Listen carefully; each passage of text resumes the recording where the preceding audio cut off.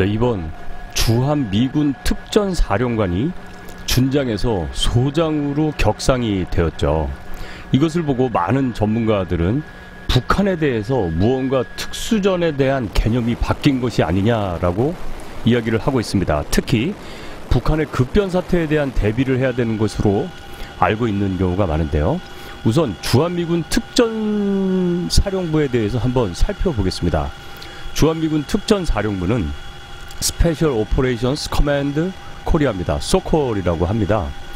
대한민국에 주둔하는 주한미군의 한반도 지역 특수부대, 이 전체 특수전을 관할하는 특수부대 사령관입니다. 한미연합사령부에 특수부대의 전력을 제공합니다.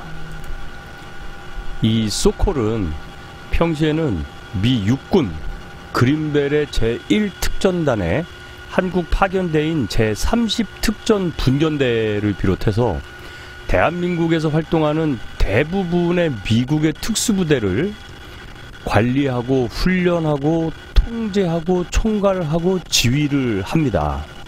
특히 한반도 유사시에는 오키나와에 있는 혹은 미국 본토로부터 이 특수전 부대를 증원을 받게 되죠. 대한민국 육군 특전사령부와 함께 연합특수전사령부를 구성하게 됩니다. 이렇게 연특사가 구성이 되면은요, 바로 대한민국의 육군 특전사령관이 연합특수전사령부의 사령관을 맡게 됩니다. 여러분들, 우리나라가 한미연합이 되어서 한미연합군이 되면은요, 한미연합사령관이 미 육군 사성 장군이고 한미연합사 부사령관이 대한민국 육군 사성 장군이죠. 그리고 공군 구성군 사령부가 구성이 됩니다.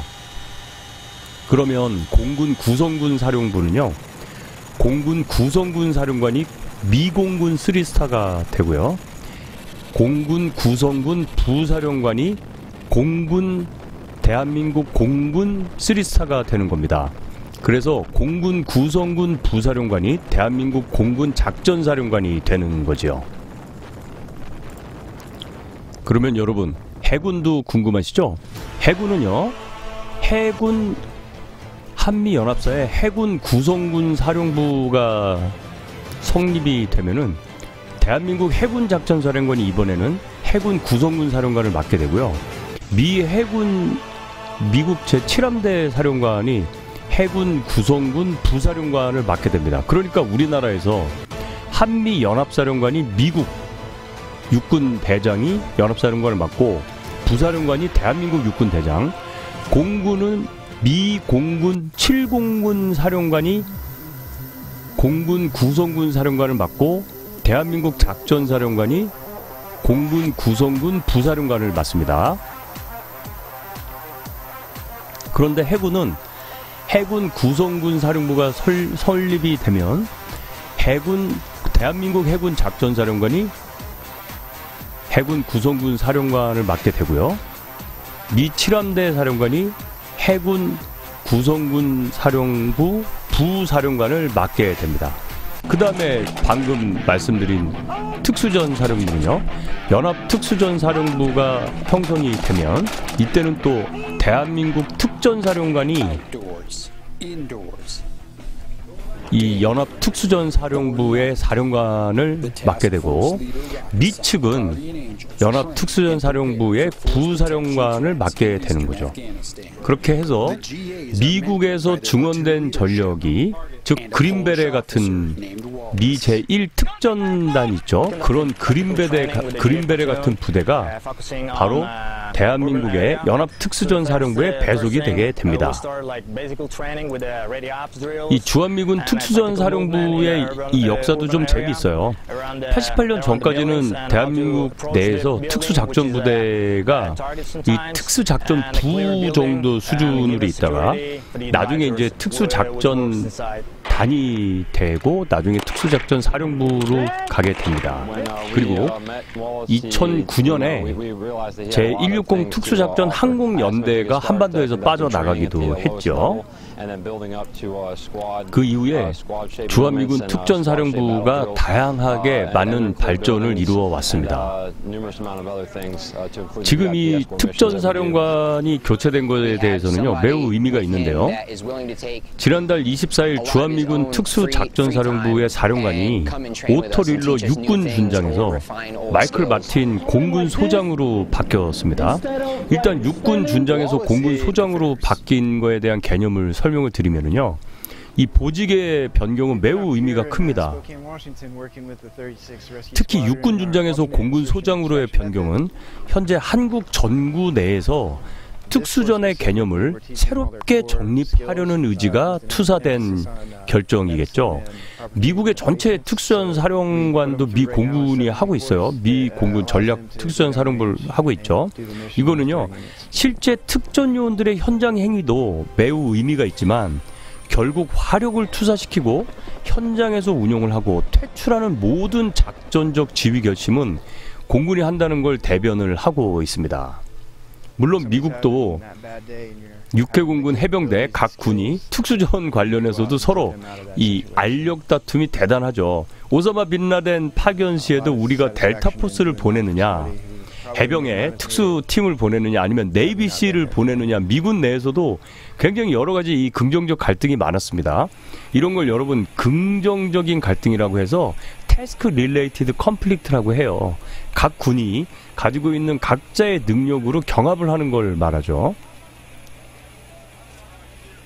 미 국방부가 준장 보직의 이 주한미군 특수전 사령부를 소장으로 격상시켰다는 거는요, 어떻게 보면 최근에 주한미군 사령관이 특수작전통인 이 렉캐머러 육군 대장이었었죠.